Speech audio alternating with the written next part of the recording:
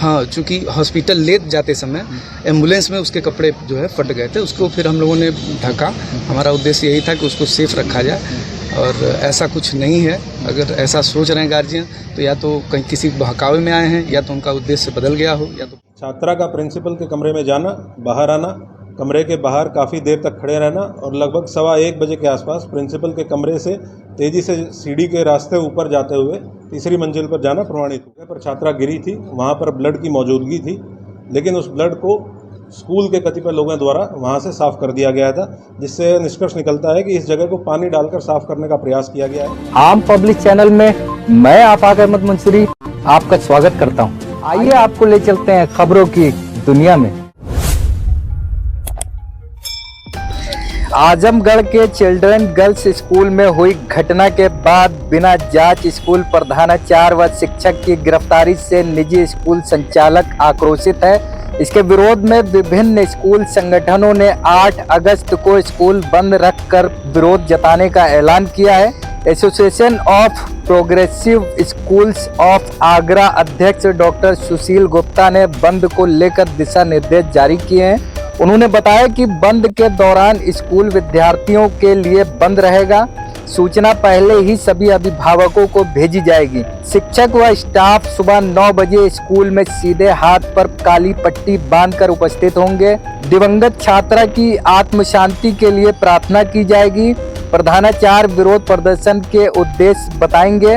वहीं उत्तर प्रदेश शिक्षा संस्थान प्रबंधक परिषद ने रविवार को कृष्ण प्रयाग इंटर कॉलेज पर आपातकालीन बैठक कर 8 अगस्त को स्कूल बंद रखने का ऐलान किया। ये जानकारी संस्था अध्यक्ष रामवीर सिंह फौजदार ने दी। बताते चले कि आजमगढ़ शहर के चिल्ड्रन गर्ल्स स्कूल में 11वीं की छात्रा की मौत के मामले में प्रिंसिपल और क्लास टीचर को गिरफ्तार कर लिया गया है। पुलिस के अनुसार छात्रा के मानसिक प्रताड़ना की वजह से आत्महत्या की थी। साथ ही कॉलेज द्वारा साक्ष्यों को मिटाने का प्रयास भी किया गया था। पुलिस आरोपियों पर धारा 306 और 302 के तहत कार्रवाई करते हुए मामले की जांच कर रही है। शहर से सटे हरबंसपुर स्थित चिल्ड्रन गर्ल्स कॉलेज में सोमवार को एक छात्रा श्रेया की संदिग्ध अवस्था में छत से गिरकर मौत हो गई थी। परिजनों ने प्रिंसिपल और क्लास टीचर पर हत्या का मामला दर्ज कराया था। मंगलवार को जिला में छात्रा की मौत के बाद लोगों ने स्कूल प्रशासन के खिलाफ जमकर विरोध प्रदर्शन किया था। साथ ही सामाजिक महिला संगठनों और बड़ी संख्या में छात्र सड़क पर उतर आए। इस दौरान लोगों ने कॉलेज प्रशासन के खिलाफ नारेबाजी करते हुए कॉलेज बंद कर आरोपियों की गिरफ्तारी की मांग करने लगे।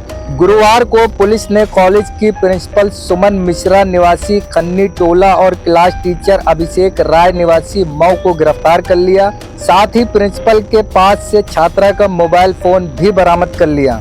एसपी अनुराग आर्य ने बताया कि प्रिंसिपल और क्लास टीचर को हत्या के मामले में गिरफ्तार किया गया है। इस मामले में सीओ सिटी एसएचओ सिधारी और महिला थाने की एसएचओ के नेतृत्व में एक टीम गठित की गई थी। अब तक की जांच में सीसीटीवी के डीवीआर को जब्त किया गया है। जांच में सामने आया है कि 31 जुलाई को 12 बजे कक्षा से निकलकर छात्रा प्रिंसिपल के ऑफिस में गई और फिर बाहर आने के बाद प्रिंसिपल के ऑफिस के बाहर काफी देर तक खड़ी रही। इसके बाद वो करीब 1:15 बजे तेजी के साथ सीढ़ियों के रास्ते तीसरी मंजिल पर पहुंची। एसपी ने बताया कि छात्रा के तीसरी मंजिल से गिरने का सीसीटीवी वीडियो भी मिला है।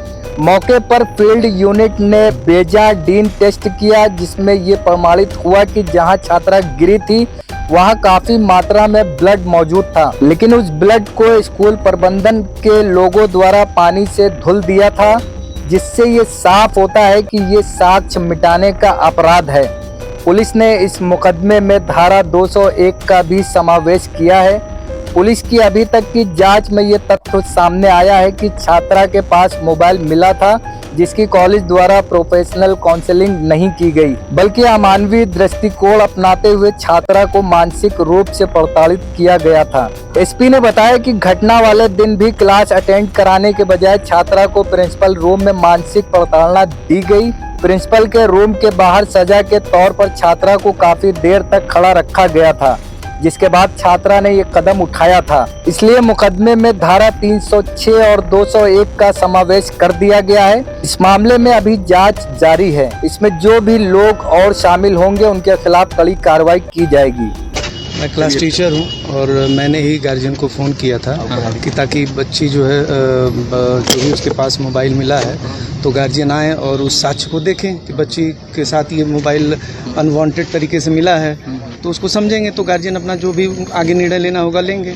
मैं क्लास टीचर था, मैंने क्लास टीचर के रूप में गार्जियन को फ़ोन किया और गार्जियन ने, उनकी मम्मी ने ये बोला कि मैं अपने छोटे बच्चे को सनबीम स्कूल से लेकर के जब आऊँगी तो मैं आकर के और फिर आप लोगों से मुलाकात करूँगी। और उसी 10 मिनट या 15 मिनट के अंतराल में बच्ची ने इस तरीके का डिसीजन ले लिया। लेकिन वहाँ तो गार्जियन ये कह रहे हैं कि हमको पहले, हम यही हमारी दुकान है चौक पे, हमने कहा कि हम आ रहे हैं तो कहा नहीं आप गार्जियन जैसे माँ को भेजिए, फिर माँ को बताया गया कि नहीं फादर को भेजिए। आप लोग 1-1.5 घंटे गुमराह करते ऐसा कुछ नहीं है। जो 12:30 बजे के आसपास जब 5th पीरियड 6th पीरियड चल रही थी तो मैंने ही फ़ोन किया सबसे पहले जो है पिता को उनके। तो चूँकि लड़की ने रिक्वेस्ट ये किया, बच्ची ने खुद रिक्वेस्ट किया कि मेरे पिताजी को न बुलाया जाए, मेरी माताजी को बुलाया जाए। तो उस चीज़ को मतलब सिक्योर करने के लिए, बच्ची है माँ से ज़्यादा कंफर्टेबल रहेगी, पिता से कम कंफर्टेबल रहेगी, तो इस वजह से हमने ये डिसीजन लिया कि सर आप एक काम करिए, मम्मी का नंबर हो तो दे दीजिए, क्योंकि पिता का ही नंबर हमारे पास था। तो मैंने खुद उनसे बोला, तो कहीं ठीक है आप ले लीजिए नंबर। तो नंबर लिया, फिर मैंने उनकी मम्मी से बात किया तो उनकी मम्मी बोली कि 1:30 बजे के बाद मैं बच्ची को लेके आ जाऊँगी, छोटे बच्चे को। तो अब उसी का इंतज़ार हम लोग कर रहे थे और उसके बाद मैं अपने क्लासेस में चला गया। 7th पीरियड चल रही थी, मैं पढ़ा रहा था और 10 से 15 मिनट का जो भी डिफरेंस हुआ उसी डिफरेंस में ये घटना। और उसके बाद 1-1.5 घंटा गुमराह करते कि बच्ची मर चुकी थी। आप लोग ऐसा कुछ नहीं है, कोई गुमराह नहीं किया है। मैटर यहाँ पे ये था कि बच्ची जब उसका एक्सीडेंट हुआ तो उसके साथ हॉस्पिटल ले जाएंगे। पहला काम तो ये है हमारा कि पहले हम उसको बचाने की कोशिश करेंगे ना, तो पहले तो वही किया गया, पहले उसको बचाने की कोशिश की गई। रमा हॉस्पिटल ले गए, फिर वहाँ उन्होंने मना कर दिया तो हम लोगों ने सोचा हो सकता है इनके पास फैसिलिटी ना हो, तो फिर लाइफ लाइन ले गया आदमी, तो वहाँ भी जब कर दिया गया। तो ये सब काम में तो 5 मिनट तो लगेगा नहीं सर, अगर आप इतना यहाँ वहाँ दौड़ेंगे तो कम से कम 15-20 मिनट 25 मिनट तो लग ही जाएंगे। और गार्जियन का ये भी आरोप था कि बच्ची के साथ और तब तक कुछ गलत हुआ है। ऐसा कुछ नहीं है, अगर इन्होंने ऐसा आरोप लगाया है तो वो उनकी मतलब अब क्या मैं कहूँ, उसके लिए मैं कुछ नहीं कह सकता। हाँ, चूँकि हॉस्पिटल ले जाते समय एम्बुलेंस में उसके कपड़े जो है फट गए थे, उसको फिर हम लोगों ने ढका। हमारा उद्देश्य यही था कि उसको सेफ रखा जाए और ऐसा कुछ नहीं है। अगर ऐसा सोच रहे हैं गार्जियन तो या तो कहीं किसी बहकावे में आए हैं, या तो उनका उद्देश्य बदल गया हो, या तो भ्रमित हो। अच्छा, जो भी हो, जो मोबाइल मिला या कुछ मिला तो आपने प्रबंधन को सूचना दिया था? ठीक है, आप लोग वहाँ मैनेजमेंट वो देख रहे हैं, आप लोग प्रशासनिक देख रहे हैं, लेकिन क्या प्रबंधन को जानकारी में विश्वास में लिया था? तुरंत कैसे प्रबंधन को, जैसे मोबाइल की जो चेकिंग होती है, रूटीन चेकिंग होती है, हर स्कूलों में होती है। ये कोई हमारे स्कूल में नहीं हो रहा है कि अब स्कूल में बच्चे मोबाइल ले आना किसी भी स्कूल में अलाउड नहीं होगा, सभी लोग जानते हैं। तो बस ये उद्देश्य था कि रूटीन चेकिंग में है, महीने में 15 दिन में कभी कभी ऐसे रूटीन चेकिंग हो जाती है। तो फ्राइडे को हुआ था, शुक्रवार को चेकिंग, उस दिन मैम अब्सेंट थी। तो अब हम कैसे डिसीजन लें, तो मैम से बात हुई तो मैम बोली हम सोमवार को आएंगे, फिर उस पर जो भी आगे कर। तो 2 दिन छुट्टी हो गई, शनिवार और रविवार, तो सब लोग अपने अपने काम में व्यस्त हो गए। तो 2 दिन तो किसी ने कुछ किया ही नहीं, कोई एक्टिविटी ही नहीं थी। जो भी हुआ वो सोमवार को हुआ। सोमवार को आने के बाद पहले वाइबा था, मैंने फर्स्ट पीरियड से, मैं खुद क्लास टीचर हूँ, मैंने वाइबा लिया फर्स्ट पीरियड में उस बच्ची का और अच्छे से उसने वाइबा दिया, कोई दिक्कत नहीं थी। 5th पीरियड लंच के बाद जो है 5th पीरियड के बाद फिर 6th पीरियड में मेरी पीरियड फ्री रहती है, तो उसी समय मैम ने बुलाया कि जो है देखिए ये मोबाइल इनकी पकड़ी गई है और आप इनके गार्जियन को फ़ोन कर दिए। चूँकि अब मैं ही क्लास टीचर हूँ तो मेरे ही पास नंबर होगा। तो मैं गया स्टाफ रूम में बैठा, फिर वहाँ पे रजिस्टर ओपन किया, फिर पिताजी का नंबर था इनके, मैंने पिताजी को फ़ोन किया तो बोले कि आप मुझे बता दीजिए मैं ही आ जाऊँ। तो मैं कहा आप दुकान छोड़ के क्यों आएंगे, छोड़िए नॉर्मल सी बात है, जो है मम्मी को मम्मी का नंबर दे दीजिए, मैं उनसे बात कर लेता हूँ, वो आ जाएंगे। बस यही बात थी। फिर उनके माताजी को फ़ोन किया गया तो बोलें कि सर 1:30 बजे छोटे बच्चे की छुट्टी होती है, मैं उसको लेकर के आऊँ। मैं कहा कोई बात नहीं, अभी समय है, आप आराम से आ जाइए। अच्छा, बस यही कह करके मैं 7th पीरियड, भाई 6ठी पीरियड में 30-35 मिनट का होता है, तो ये करके मैं अपने 7th पीरियड क्लास ले रहा था। और जब 7th पीरियड चल रही थी, 10 या 15 मिनट बीते होंगे 7th पीरियड का, उसी समय दुर्घटना हो गई। और उनके गार्जियन भी फिर मुझे लगता है 140 या 145 तक आ गए थे जब ये घटना हुई। तो कोई अंदेशा नहीं था कि बच्ची इस तरह से घटना? ऐसा कुछ नहीं अंदेशा था, ऐसा कोई अंदेशा अगर होता तो हमारे भी बच्चे हैं, और हम लोग शिक्षा का काम कर रहे हैं ना, बच्चों को समझाना बचाना यही हमारी जिम्मेदारी है। इसके अलावा हम मारने का तो काम करते नहीं हैं, बच्चों को बचाने का काम करते हैं। दिनांक 31 जुलाई को थाना सिधारी अंतर्गत चिल्ड्रन गर्ल्स कॉलेज में एक घटना घटित हुई थी, जिसमें थाना सिधारी पर धारा 302 के अंतर्गत एफआईआर पंजीकृत की गई थी। इस एफआईआर में दोनों नामजद अभियुक्त, जो कि स्कूल के प्रिंसिपल सुमन मिश्रा और क्लास टीचर अभिषेक राय, इन दोनों को गिरफ्तार करके रिमांड के लिए जनपद न्यायालय भेजा जा रहा है। इस प्रकरण की विवेचना के लिए सीओ सिटी के पर्यवेक्षण में एसएचओ सिधारी और एसओ महिला थाना की एक टीम गठित की गई थी। इनके द्वारा पूरा साक्ष्य संकलन किया गया है।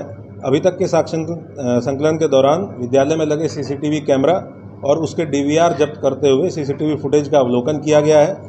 फुटेज से 31 जुलाई को लगभग 12 बजे के बाद से छात्रा का प्रिंसिपल के कमरे में जाना, बाहर आना, कमरे के बाहर काफ़ी देर तक खड़े रहना और लगभग 1:15 बजे के आसपास प्रिंसिपल के कमरे से तेज़ी से सीढ़ी के रास्ते ऊपर जाते हुए तीसरी मंजिल पर जाना प्रमाणित हुआ है। एक अन्य फुटेज में छात्रा के गिरने का वीडियो भी प्राप्त हुआ है, जिसको विवेचना में शामिल किया गया है। फील्ड यूनिट द्वारा घटनास्थल के निरीक्षण के दौरान बेंजीडीन टेस्ट किया गया, जिससे यह प्रमाणित हुआ कि जिस जगह पर छात्रा गिरी थी वहाँ पर ब्लड की मौजूदगी थी, लेकिन उस ब्लड को स्कूल के कतिपय लोगों द्वारा वहाँ से साफ कर दिया गया था, जिससे निष्कर्ष निकलता है कि इस जगह को पानी डालकर साफ करने का प्रयास किया गया है।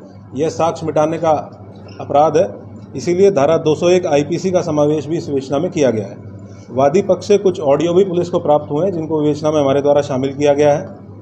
छात्रा के मोबाइल को प्रिंसिपल के पास से आज सुबह बरामद कर लिया गया है। इस मोबाइल में जो सिम लगा है वो छात्रा के पिता के आईडी पर लिया गया है और सीडीआर एनालिसिस से ये प्रमाणित हुआ है कि ये मोबाइल छात्रा के द्वारा इस्तेमाल किया जा रहा था।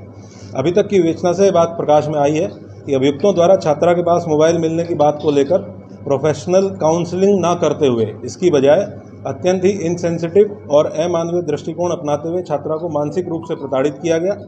घटना वाले दिन भी छात्रा को उसकी क्लास अटेंड कराने के बजाय प्रिंसिपल रूम में बुलाया गया, मानसिक रूप से प्रताड़ित किया गया। सजा के रूप में उसको प्रिंसिपल रूम के बाहर काफ़ी देर तक खड़ा रखा गया।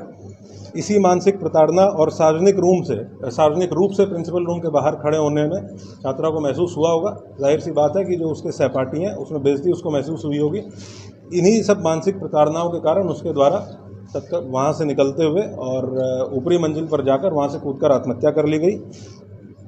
अभी तक की विवेचना से जो तथ्य प्रकाश में आए हैं उसके आधार पर धारा 306 और 201 आईपीसी के अपराध में इनके रिमांड के लिए इनको कोर्ट भेजा जा रहा है। पुलिस की विवेचना अभी जारी रहेगी। जो स्कूल है उसके स्टाफ और इच्छुक छात्राओं के बयान भी अंकित किए जाएंगे। विवेचना को बहुत ही साइंटिफिक तरीके से साक्ष्य संकलित करते हुए गठित टीम द्वारा संपादित किया जाएगा। अगर किसी अन्य व्यक्ति का भी नाम इसमें प्रकाश में आता है तो साक्ष्य संकलन की कार्रवाई करते हुए उसकी भी गिरफ्तारी सुनिश्चित की जाएगी। सर, अभी जैसे उसके गार्जियन आए थे तो उनका एक कहा था कि रेप की आशंका हो जाएगी, तो पीएम ऐसा कुछ नहीं है। इस प्रकार पोस्टमार्टम रिपोर्ट का जो अवलोकन किया गया है और अन्य साक्ष्य संकलित किए गए हैं, उससे इस प्रकार का कोई भी साक्ष्य अभी तक पुलिस को प्राप्त नहीं हुआ है। परिजनों का बयान विस्तृत रूप से लिया गया है। उस बयान में जितनी भी बातें उनके द्वारा की गई है, हर एक बिंदु पर बहुत अच्छे तरीके से विवेचना करते हुए आगे विवेचना संपादित की जाएगी। प्रबंधन की क्या भूमिका रहेगी? जैसे क्लास टीचर और प्रिंसिपल से मुकदमा हुआ, प्रबंधन का भी कार्रवाई की मांग कर रहे थे। ये जो परिजनों ने जो बयान दिए हैं और अन्य साक्ष्य संकलित किए गए हैं, क्योंकि अभी सीसीटीवी फुटेज हमारे पास जो इतना सीसीटीवी फुटेज है जिसका हम लोग अवलोकन करेंगे। अभी सीसीटीवी फुटेज वो देखा गया है जो प्रिंसिपल के रूम का घटनास्थल के आसपास का है, उसका अवलोकन करके साक्ष्य में शामिल किया गया है। इसीलिए मैंने आपको बताया कि जो भी लोग शामिल होंगे, जिसकी जो भी भूमिका होगी, उन सबको गिरफ्तार करके आगे की कार्रवाई की जाएगी। स्कूल पर कोई कार्रवाई करने की कोई कार्रवाई? इसके लिए डीएम साहब को पत्राचार किया जाएगा, संबंधित विभाग को पत्राचार किया जाएगा, क्योंकि हमारे लिए वो एक क्राइम सीन है और क्राइम सीन से साक्ष्य संकलन की कार्रवाई पुलिस के द्वारा की गई है। फील्ड यूनिट के द्वारा साक्ष्य प्रॉपर तरीके से संकलित किया गया है, उसको भी फॉरेंसिक एनालिसिस के लिए भेजा जाएगा। उसके अलावा जो भी प्रशासनिक कार्रवाई उसमें होनी है उसके लिए संबंधित विभाग को लिखापढ़ी में सूचित किया जाएगा। अभी स्कूल बंद रखा जाएगा। अगर आपने हमारे चैनल को सब्सक्राइब नहीं किया है तो आम पब्लिक चैनल को सब्सक्राइब कीजिए और हाँ, बेल आइकन जरूर दबाइए।